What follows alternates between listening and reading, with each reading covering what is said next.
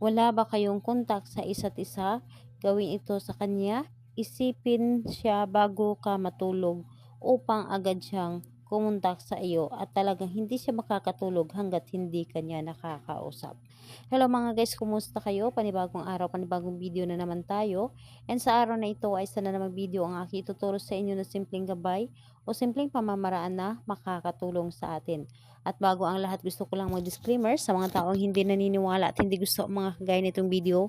Please skip this video at maghanap kayo ng videos na gustong gusto nyo dahil ang video na ito ay para lamang ito sa mga taong naniniwala and gusto mag-try. Sa lahat po ng mga nagko-comment dito sa aking video dito sa loob ng aking channel, mag-ingat sa lahat ng mga nagre-reply sa inyo na dinadala kayo sa kanilang WhatsApp and Imo app upang makaiwas po tayo sa scam. Ngayon po ituturo ko sa inyo paano tayo kukontakin ng taong minamahal natin.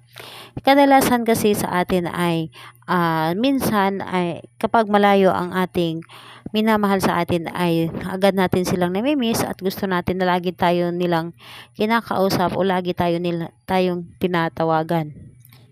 Ito ay isang pamamaraan upang lagi tayong kontakin ng taong minamahal natin. Ang ihanda lamang natin dito is ang sarili lamang. Wala tayong dapat na ihanda kundi sarili lamang natin at wala tayong dapat na gamitin. So dito po is kailangan mo lamang dito humigop ng malakas na energy at siguraduhin na gustong gusto mo itong gawin at siguraduhin na wala ka mga iniisip na mga problema upang magawa mo ang ritual na ito. So, kapag ready ka na, ay pwede mo na itong umpisahan. Ang gagawin mo lamang dito, isipin mo lamang siya bago ka matulog sa gabi. Kumuha ka ng kanyang larawan, titigan mo lamang siya ng buong puso at ipapasa mo doon ang buo mong pagmamahal sa kanyang larawan.